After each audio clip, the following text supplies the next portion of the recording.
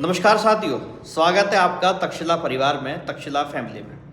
देखिए, एक जो कन्वर्टेड सीटें हैं, जो उत्तराखंड पुलिस कांस्टेबल का रिजल्ट आया था पिछले दिनों, उसमें जो कन्वर्टेड सीटों पे बच्चों का सिलेक्शन हुआ है, हमारे भाइयों का सिलेक्शन हुआ है, उसको लेकर के हमारे बहुत सारे भाई जो हैं परेशान हैं।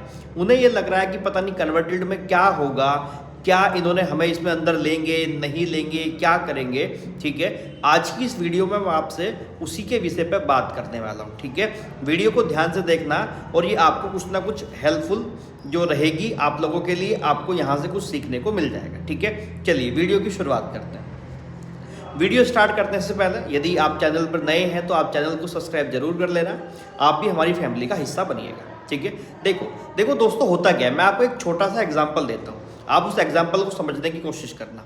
मान लेते हैं कि एक ऑफिस है, उस ऑफिस में 10 लोगों की आवश्यकता है। ठीक है, और हमने कहा कि उन 10 लोगों में से 4 महिला होंगी, ठीक, और 6 पुरुष होंगे। ठीक, अब हुआ क्या कि जब महिलाओं की बारी आई तो महिला केवल एक ही महिला ऐसी निकली जो क्वालिफाई कर पाई, 3 महिला क्वालिफाई नहीं कर पाई।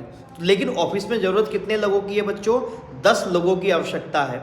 तो इसलिए क्या करा गया कि वो जो महिला, हमें 4 महिला रखनी थी, उनमें से एक क्वालिफाई कर पाई, 3 क्वालिफाई नहीं कर पाई, तो उन 3 महिलाओं को कन्वर्ट कर दिया बॉयज़ की सीट में।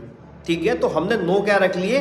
बॉयज़ रख लिए। ठीक, अब इसी बात को यहाँ समझो। यहाँ क्या हुआ कि जब जनरल की सीटें आई, जनरल की सीट में या हमने ओबीसी की सीट में, एससी की सीट में, एसटी की सीट में, हमने कहा कि कुछ सीटें किससे भरी जाएंगी?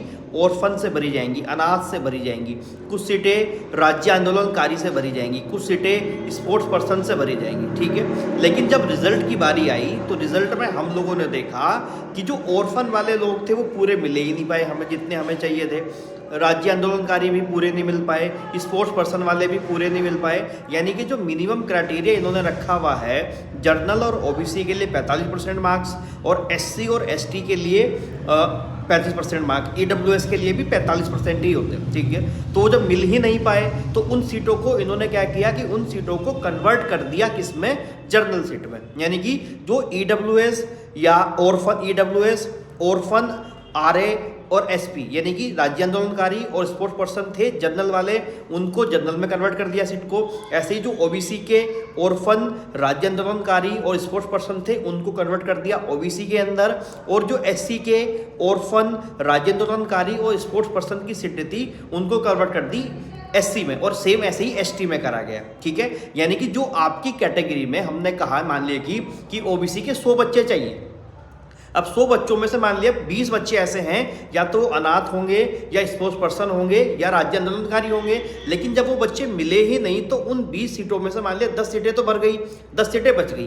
तो उन 10 सीटों को उठा करके हमने जो रिमेनिंग 80 सीटें थी उनमें जोड़ दिया। ठीक है, तो उनको कन्वर्ट कर दिया नॉर्मल ओबीसी में, ऐसे कन्वर्ट कर दिया नॉर्मल जनरल में, ऐसे ही कन्वर्ट कर दिया नॉर्मल एससी में। ठीक है, तो ये हुआ है।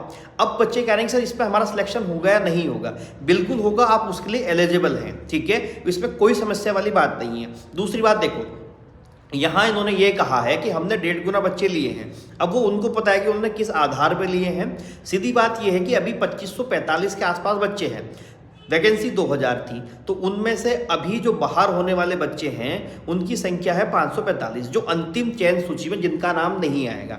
यानी कि जो अपनी अपनी कैटेगरी में, जैसे ओबीसी की मान लेते हैं 100 सीटें हैं, तो ऐसा बच्चा जिसकी 101 रैंक होगी तो वो तो बाहर ही हो जाएगा। समझ पा रहे हैं आप मैं क्या कह रहा हूँ? ठीक है, तो उसी प्रकार से आपके बच्चे ज़्यादा लिए गए। जैसे जनरल में 1399 बच्चे लिए गए, हालांकि सीटें इतनी थोड़ी हैं जनरल के अंदर।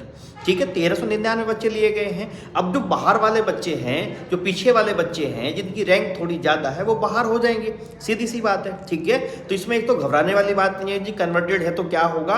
यदि आप मेरिट में आने लायक होंगे तो आपको मेरिट में नंबर मिल जाएंगे और आपको जो है वो यहाँ पर सीट उपलब्ध करवा दी जाएगी। ठीक है, मुझे लगता है कि मैंने अपनी तरफ से कन्वर्टेड वाला ये मामला है वो आपको समझा दिया। अगर अब भी आपका कोई डाउट बचता है तो इस वीडियो के नीचे ही डालना, मैं दोबारा से एक और वीडियो बनाऊंगा इसी के ऊपर, क्योंकि पता नहीं क्यों मैंने ऑलरेडी ये वाली सब बातें मैंने आपको बता दी थी, ठीक है। एक भाई हैं बड़े नाराज हो गए कि सर आप वीडियो ही नहीं बनाते इस बात पे।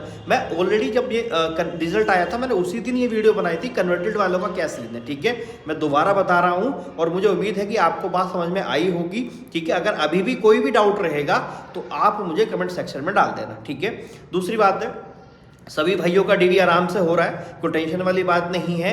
और मैं एक बात कहना चाहूँगा, जिस भाई का डीवी जो है वो हो गया हो, वो इस वीडियो के अंत में पूरा का पूरा एक्सप्लेन करके लिख दे कि कैसे कैसे हुआ था। मैं उसे पिन कर दूंगा ताकि आपके जो दूसरे भाई हैं वो उसे देख ले। तीसरी बात है कि आपका जो पोस्ट प्रेफरेंस है, पोस्ट प्रेफरेंस वाले जो आपने प्रिंट आउट निकाला होगा, उसी प्रिंट आउट पे आपका पद कोड और आपके पद का नाम दोनों लिखे हुए हैं, तो आप वहाँ से उसको फिल कर लेना, ठीक है। पद कोड भी लिखा हुआ है उसके ऊपर और शायद आपका पद नाम भी लिखा हुआ है, तो उसे आप वहाँ से फिल कर लेना, ठीक है। कोई भी टेंशन लेने की जरूरत नहीं है, आप आराम से डॉक्यूमेंट वेरिफिकेशन कराइए, आराम से हो जाएगा, ठीक है। बस आपके डॉक्यूमेंट फर्जी नहीं होने चाहिए, बाकी कोई समस्या नहीं आती किसी भी प्रकार की, ठीक है। आराम से। दूसरी बात है, मेडिकल के लिए भी अपना ध्यान रखिए, अभी ज़्यादा ट्रैवल मत करिए, अभी इधर उधर मत भागिए, अभी आराम रखिए, बिल्कुल घर में रहिए। ठंड बहुत है, कोहरा बहुत है, बहुत ध्यान से जब तक मेडिकल नहीं होता अपना ख्याल रखिए, ठीक है। आराम से मेडिकल करवाइए, ठीक। चलो फिर अगली कोई भी बात होगी तो मैं आगे बताऊंगा। शाम को एक वीडियो आएगी जो आने वाली कुछ वैकेंसीज हैं उस बारे में आपसे मैं बात करूंगा। इस विषय पे मुझे एक लंबे समय से आपसे बात करनी थी जो मैं कर नहीं पा रहा था, ठीक है।